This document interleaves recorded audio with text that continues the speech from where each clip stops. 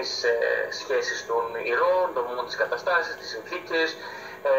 Το έργο ξεκινάει σαν μια καταγραφή του, ένα ντοκουμέντο, ας πούμε, της καταγραφής του γεγονότος, σαν ένα αστυνομικό ντοκουμέντο, το οποίο βέβαια το έχουμε κρατήσει ως βασική συνθήκη της παράστασης, και αυτό βέβαια διαλύεται και αποδομείται και ξαναδομείται κατά τη διάρκεια της παράστασης. Εσύ τι ρόλο θα έχεις μέσα, ποιο ρόλο θα κάνεις, τον βομβιστή?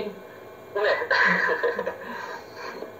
Ναι, είναι ένα πλάσμα το οποίο άπτεται σε μια ουτοπική φαντασία, έχει κατευθύνσεις και κατευθυντήριες ενός ανθρώπου ο οποίος θέλει να αλλάξει τον κόσμο, θέλει να δώσει μια καινούργια τροπή και ένα καινούριο στοιχείο και συστατικό στην κοινωνία του, και θεωρεί ότι αν διαλύσει ένα κομμάτι ιστορίας το οποίο γίνεται εκμεταλλεύσιμο πλέον και έχει χάσει τον πραγματικό του ρόλο και την πραγματική του κατεύθυνση, θεωρεί ότι αν διαλυθεί αυτό, ίσως να είμαστε ελεύθεροι να δομήσουμε μια κατάσταση δική μας.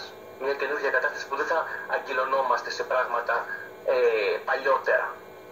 Πολύ ωραία. Για μίλησέ μου λίγο με τη σκηνοθεσία σχετικά με το σκηνοθετικό σημείωμα που διαβάζω του Θεοδόσου Καρβέλ, και πώς ήταν συνύπαρξη σκηνοθέτη ηθοποιού μεταξύ σας? Ήταν απαιτητικός γενικά στις απαιτήσεις που είχε από σένα? Ο Θεοδόσης δουλεύει με όλη την ομάδα. Δουλεύει δηλαδή, δίνει κατευθυντήριες γραμμές, ξεκινάει από το κείμενο, ξεκινάει από τις συνθέσεις του κειμένου, ξεκινάει από τις ποιότητες που έχει μέσα, από την ποιητικότητά του, και προσπαθεί να κατευθύνει τους ηθοποιούς, ειδικότερα στο συγκεκριμένο έργο, το οποίο απαρτίζεται από 4 ηθοποιούς οι οποίοι είναι συνέχεια στη σκηνή. Ουσιαστικά και οι 4 ηθοποιοί ξεδιπλώνουμε όλη την πόλη, ξεδιπλώνουμε όλες τις συνθήκες, όλους τους ρόλους. Αυτό από μόνο του είναι απαιτητικό.